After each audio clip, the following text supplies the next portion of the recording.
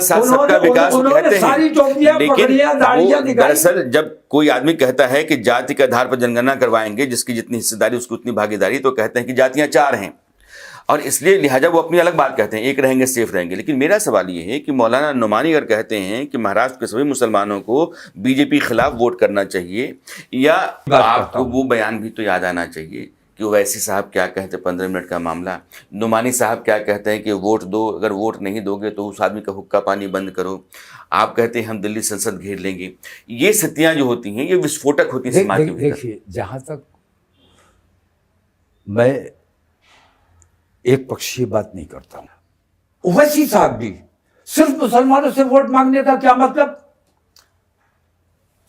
15 minute किस लिए चाहिए? हम क्या दंगाई हैं? हम आतंकवादी हैं? कौन है हम? तो मुसलमानों को नुकसान पहुंचाने का काम जो कर रहा है वो मुसलमानों का दोस्त नहीं हो सकता। तो ये काम मुसलमान करे या गैर मुसलमान करे, वो मैं समझता हूं कि मुसलमानों का भी दुश्मन है और देश का भी दुश्मन है। जब नरेंद्र मोदी की सरकार हवाला देती है वेलफेयर स्कीम्स का, तो कहती है कि सबसे अधिक जो मकान मिले वो मुसलमानों को मिले। आयुष्मान योजना का सबसे अधिक फायदा किसी को हुआ? मुसलमानों को हुआ। राशन में भी सबसे ज़्यादा जहाँ जाता है मुसलमानों को जाता है। तो एक सरकार जिसके वेलफेयर स्कीम्स का फायदा बड़े तबके को मिलता है मुसलमानों के भीतर, वो आपको लगता है कि वो गलत? मुसलमानों को भी मिलता है, कह सकते हैं आपके, मुसलमानों क्यों नहीं मिलेगा? वो नागरिक ही मिलता है, नागरिक, लेकिन ज्यादा मिलता है। थोड़ा नहीं, ज्यादा क्यों? ज्यादा कैसे मिल जाएगा? लाजमी है उसकी, जिसकी जितनी संख्या भारी उतनी उसकी हिस्सेदारी है। तो संख्या जब आपकी भारी है तो मुझे ज्यादा कैसे मिल जाएगा? आपको ये कहना चाहता हूं कि आजाद मुल्क में 77 साल बाद भी मुसलमान ज्यादा गरीब है इसलिए राशन जा रहा है, ज्यादा बेघर है इसलिए घर मिल रहा है। क्यों है? तो आप अभी तो 15 साल से आप हैं।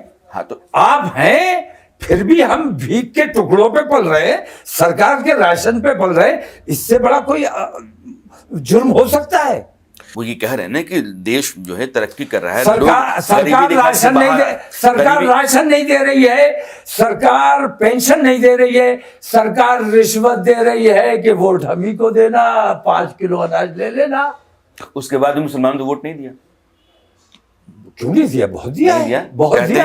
अच्छा, वो कहते हैं अच्छा, राशन हमारा अधिकार है, जब सबको मिल रहा है हमें नहीं मिल रहा? मिलेगा, हमारा अधिकार नहीं, हम हिंदुस्तानी नहीं है। नहीं, मिल ही रहा है ना। अच्छा, तो वो ये कहे कि हमने राशन तुम्हें सिर्फ वोट के लिए दिया है, ये तो नहीं कह रहे। राशन वो दे इसीलिए रहे, रिश्वत दे रहे हैं। बात पलट, जब आपने रिश्वत कही, मैं उसे रिश्वत नहीं मान रहा हूं, मैं उसे अपना अधिकार मान रहा हूं। दोनों बात सबको मिल रहा है, दोनों बात आप कह रहे हैं, सबको मिल रहा है। आप कह रहे हैं कि रिश्वत दे रहे हैं वोट के लिए, आप ही कह रहे हैं कि मेरा अधिकार है। तो दोनों में से कोई एक ही चीज रिश्वत समझ के नहीं ले रहा हूं। अधिकार है तो फिर वोट की बात नहीं होगी, रिश्वत है तो वोट की बात होगी, और रिश्वत है तो वोट नहीं दिया जाता है, अधिकार है तो फिर कोई बात ही नहीं। तब तो ठीक है। अब